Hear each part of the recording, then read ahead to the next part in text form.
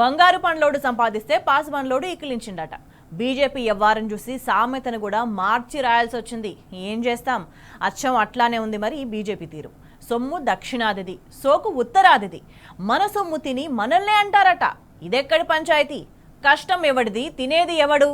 BJP సిద్ధాంతం అదేదో సినిమాలో సీన్ గుర్తుకు తెస్తుంది. ఓసారి మీరే చూడండి.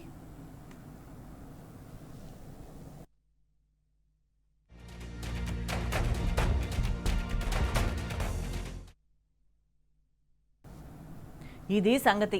సరే, మన సొమ్ము తింటున్నారు, పోని తిని గమ్మున ఊకుంటున్నారా? దక్షిణాది తిండి రుచి మరిగి తెగ బలిసి కొట్టుకుంటున్నారు. నాలికలు ఇష్టం వచ్చినట్లు వంకర్లు తిరుగుతున్నాయి. బీజేపీ తానులో ముక్క కేంద్ర మంత్రి పీయూష్ గోయల్ మరోసారి అహంకార మదాన్ని ప్రదర్శించాడు. నరం లేని నాలిక ఉంది కదా అని నోరు పారేసుకున్నాడు. కష్టం మనదట, కానీ ఫలితం మాత్రం వాళ్ళు అనుభవిస్తారట. సంపాదన మనదట, రాజభోగాలు వాళ్ళవట. పైగా మనకు న్యాయంగా రావాల్సిన వాటా కూడా అడగొద్దట. నోరు మూసుకొని వాళ్ళు పడేసినంత తీసుకోవాలట. గాడిద గుడ్డేం కాదు. ఎవరు చెప్పాడు మీకు ఎదవ లాజిక్? తిండి కొద్దీ రొట్టె, కష్టం కొద్దీ ఫలితం. ఎంత కాంట్రిబ్యూషన్ ఇస్తే బరాబర్ అంత వాటా అడుగుతాం, తీసుకుంటాం. అది మా హక్కు. కాదనడానికి నువ్వెవడివి? మా సొమ్ము లాక్కునే హక్కు నీకెక్కడిది? చెప్పండి మిస్టర్ పీయూష్ గోయల్.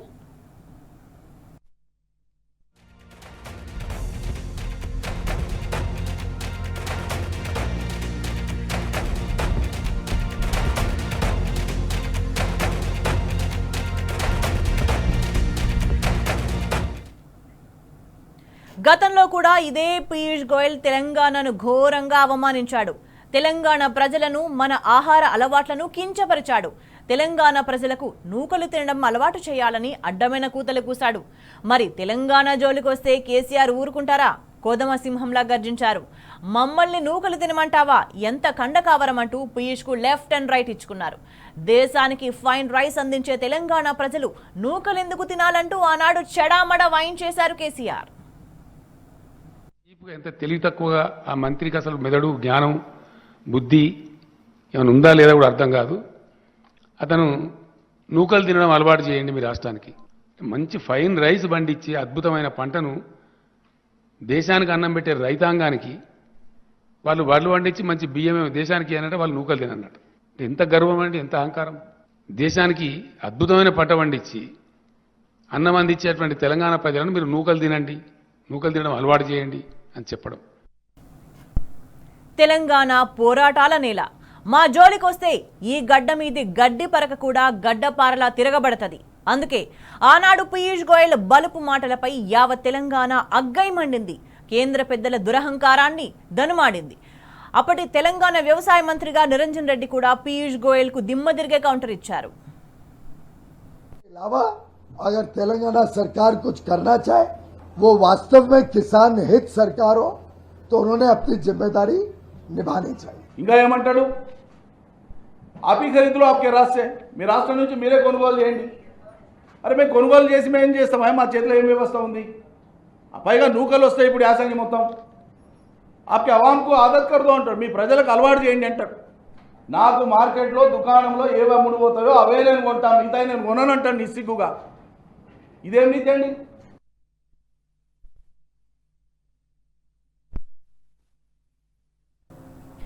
ఇంతకు ఇప్పుడెందుకట పీయూష్ గోయల్ పిల్లి ఏడ్పులు, ఆ దురహంకారపు డొంక తిరుగుడు మాటలు? మీరే వినండి.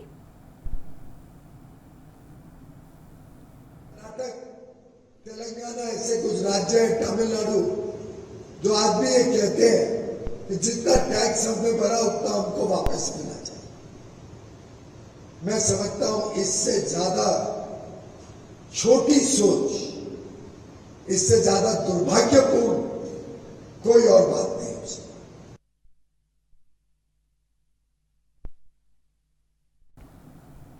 ఇది ఆయన గారి కడుపులో విషం. కేంద్రానికి ఎక్కువ ట్యాక్సులు కడుతున్నామని తెలంగాణ, కర్ణాటక, తమిళనాడు రాష్ట్రాలు అంటున్నాయి. అదే స్థాయిలో పన్నుల వాటా కూడా అడుగుతున్నాయి. ఇంతకన్నా చోటి సోచి ఇంకోటి ఉండదు. ఇంత దౌర్భాగ్యంగా ఎవరూ మాట్లాడరంటూ కాకి సోకాలు పెట్టాడు పీయూష్ గోయల్. ఎంత బలుపు, ఎంత కండకావరం, ఎంత దురహంకారం, ఎంతటి ఉత్తరాది గర్వం! కష్టం మాది, చెమట మాది, నెత్తురు మాది, సంపాదన మాది. ఆఖరిలో గద్దలా వచ్చి మా కష్టార్జితాన్ని తన్నుకుపోతావా? తన్నుకుపోవడమే కాకుండా మా కంట్లోనే పొడుస్తావా? మా సొమ్ము తింటూ మా మీదే నిందలేస్తావా? దేశానికి సింహభాగం ఆదాయాన్ని సమకూరుస్తుంది దక్షిణాది. మీ ఉత్తరాదిని సాకుతున్నది ఈ దక్షిణాది. మా బువ్వ తింటున్నందుకు కృతజ్ఞత ఉంటే దక్షిణాది కాళ్ళు కడిగి నెత్తి మీద జల్లుకో. దక్షిణాది ప్రజల కృషిని చాదనైతే మెచ్చుకో, లేకపోతే నోరు మూసుకో. అంతేగాని ఇట్లా నోరు పారేసుకోకు.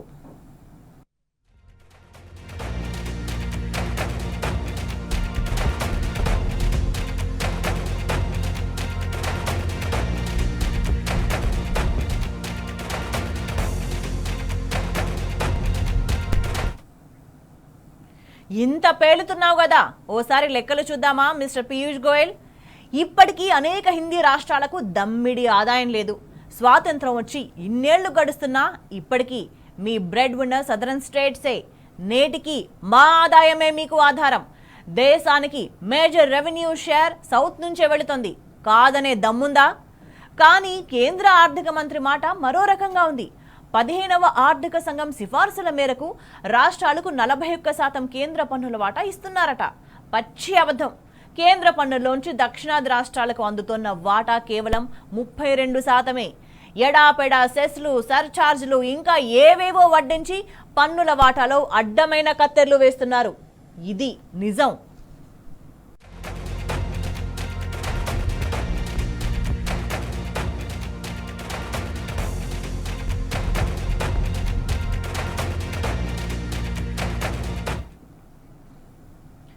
రెండు 2025-26 బడ్జెట్ ప్రతిపాదనల ప్రకారం కేంద్ర పన్నుల వాటాలో హిందీ రాష్ట్రాలకు ఏకంగా 7,34,379 కోట్లు కేటాయించారు. సరే, ఇచ్చారు. మరి దక్షిణాది మాట ఏంటి? దక్షిణాదిలోని రాష్ట్రాలన్నింటికీ కలిపి 2,24,746 కోట్లు మాత్రమే విదిలించారు. ఏం మీ కంటికి ఆనట్లేదా? ఇక్కడి ప్రజలు మీకు ఓట్లేయట్లేదా? ఎందుకీ తేడాలు?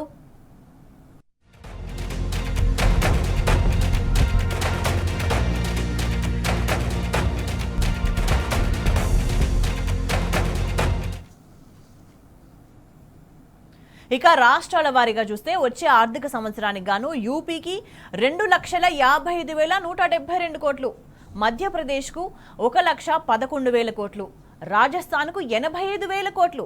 ఇలా చేతికి ఎముక లేకుండా గుమ్మరించుకుంటూ పోయారు. కానీ దక్షిణాదికి వచ్చేసరికి కేటాయింపుల లెక్క తడబడింది. తెలంగాణకు ఇచ్చింది కేవలం 29,899 కోట్లే. అందులోనూ ఏపీ, కర్ణాటక, తమిళనాడుతో పోలిస్తే తెలంగాణకే తక్కువ వాటా. ఎందుకీ తేడా? ఎందుకీ వివక్ష? ఎందుకీ పక్షపాతం? సమాధానమిస్తే విని తరిస్తాం Piyush G.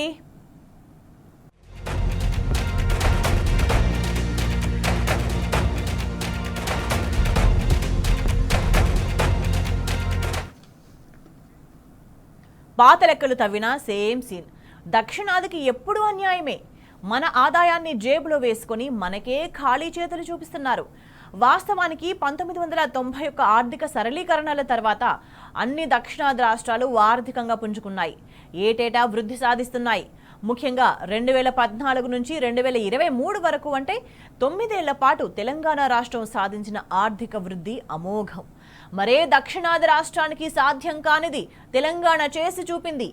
That is the magic of KCR.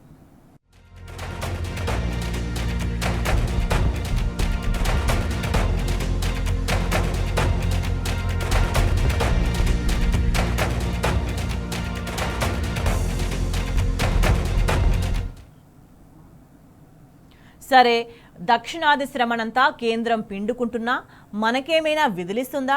గొప్పగా సాయం చేస్తుందా? ఎప్పుడూ ఆర్యభట్టు వారి అంకేగా. పైగా ఇచ్చే ఆ పిసరంతలో కూడా పనసంత కోతలు. కేంద్ర పన్నుల వాటాలో తెలంగాణ ఏటేటా తీవ్రంగా నష్టపోతూ వస్తుంది. 2020-21 నుంచి 2024-25 వరకు మనకు జరిగింది పూరా లాసే. దానికి రీజన్ 15వ ఆర్థిక సంఘం ఇచ్చిన అస్తవ్యస్త సిఫార్సులే. దానివల్ల 2025-26 ఆర్థిక సంవత్సరంలో కూడా కేంద్ర పన్నుల వాటాలో నుంచి తెలంగాణ ఏకంగా 5,000 కోట్లు నష్టపోనుంది. మరి ఈ డబ్బు ఎవడిస్తాడో చెప్పండి పీయూష్ సాబ్.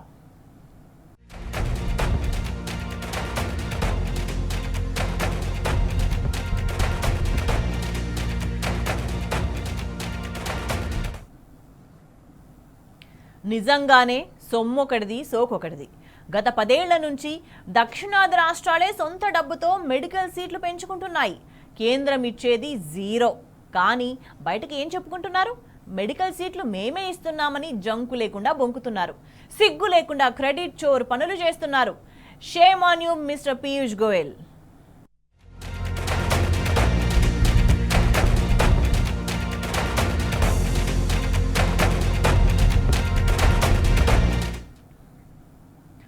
ఇక పీయూష్ గోయల్ వ్యాఖ్యలపై భగ్గుమన్నారు మాజీ మంత్రి హరీష్ రావు.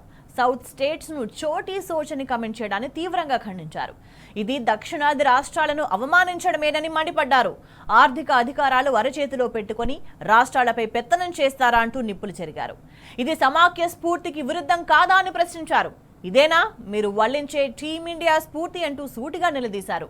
గ్రోత్ ఇంజిన్ తెలంగాణ సహా ఇతర దక్షిణాది రాష్ట్రాల అభివృద్ధే భారతదేశానికి ఇంధనం అనే సంగతి మరిచిపోవద్దని సూచించారు హరీష్ రావు.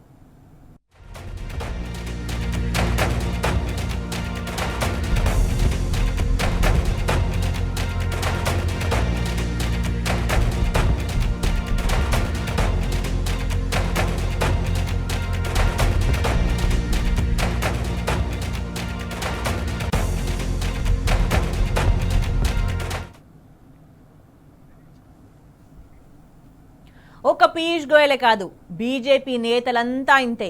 ఎందుకో గానీ బీజేపీకి ముందు నుంచి దక్షిణాది అంటే చులకనే. ముఖ్యంగా తెలంగాణ అంటే అంతులేని కక్ష, వివక్ష. తల్లిని చంపి బిడ్డను బతికించారంటూ మంత్రసాని మాటలు వలించిన మోదీ ఏనాడైనా తెలంగాణకు పైసా సాయం చేశాడా? కడుపు నిండా నిధులిచ్చాడా?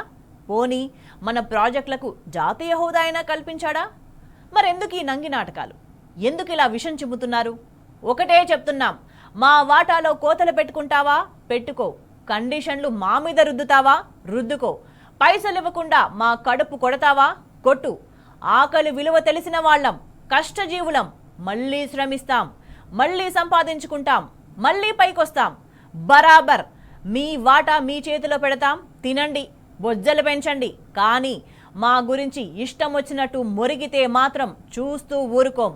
అది గోయలైనా మరో గంగరాజైనా అందరికీ ఇదే మాట.